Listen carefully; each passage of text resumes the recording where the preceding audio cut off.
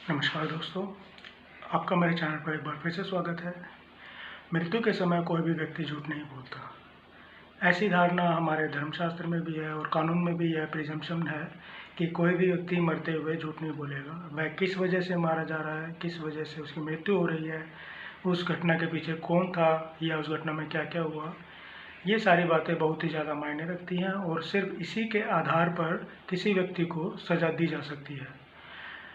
वैसे तो कानून में बहुत सारे सबूतों की आवश्यकता होती है, परंतु किसी व्यक्ति की मृत्यु के बारे में यदि वह अपनी मृत्यु से पहले कोई स्टेटमेंट दे जाता है या कुछ लिख कर जाता है, उसकी वैल्यू बहुत ज़्यादा है और उसी के आधार पर जो क्राइम करने वाला है उसको सज़ा मिल सकती है और कोर्ट उसको सज़ा दे सकते हैं।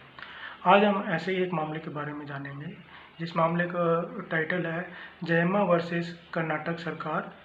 इस मामले की सुनवाई chief justice of India N V. Ramana, justice Suryakant और जस्टिस अनिरुद्ध बोस ने की थी।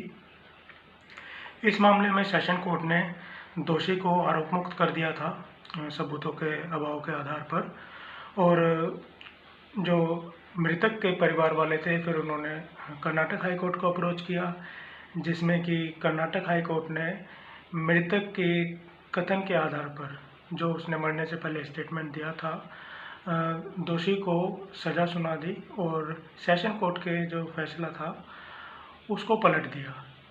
इस निर्णय के खिलाफ जो दोषी था उसने सुप्रीम कोर्ट को अप्रोच किया और सुप्रीम कोर्ट ने कुछ मुख्य बिंदुओं पर विचार किया, जिसमें कि पहला बिंदु यह था कि मृतक मरने के पहले 80% तक घायल थी और वह स्टेटमेंट देने की स्थिति में नहीं थी।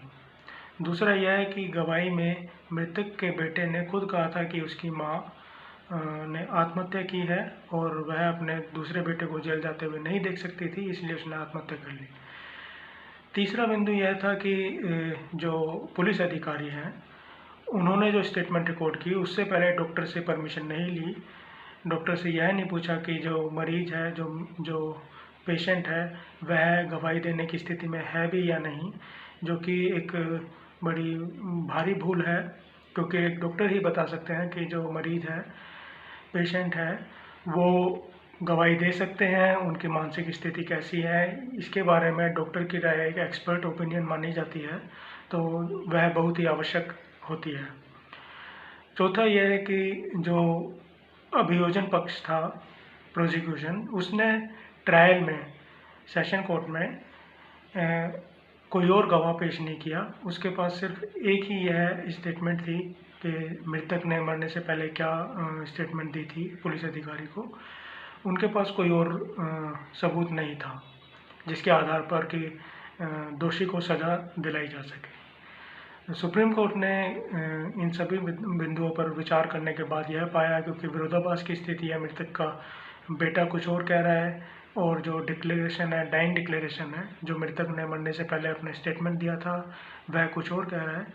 तो ऐसी स्थिति में जब विरोधाभास की स्थिति उत्पन्न होती है तो कोर्ट उसका बेनिफिट जो दोषी होता है उसको देते हैं और उसको बरी कर दिया जाता है। इसी को बेनिफिट ऑफ डाउट कहा जाता है क्रिमिनल मामलों में, जहाँ थोड़ा सा भी बेनिफिट होता है कि कोई व्यक्ति कुछ बोल रहा है, कोई व्यक्ति कुछ और बोल रहा है। ऐसी स्थिति में जो क्राइम करने वाला व्यक्ति है उसको इसका लाभ मिलता है और उसको बरी कर दिया जाता है। आज के इस मामले में दोस्तों इतना ही।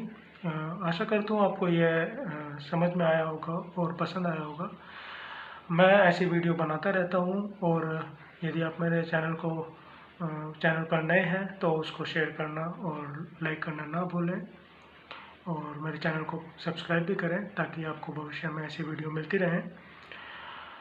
Thank you very much for watching this video.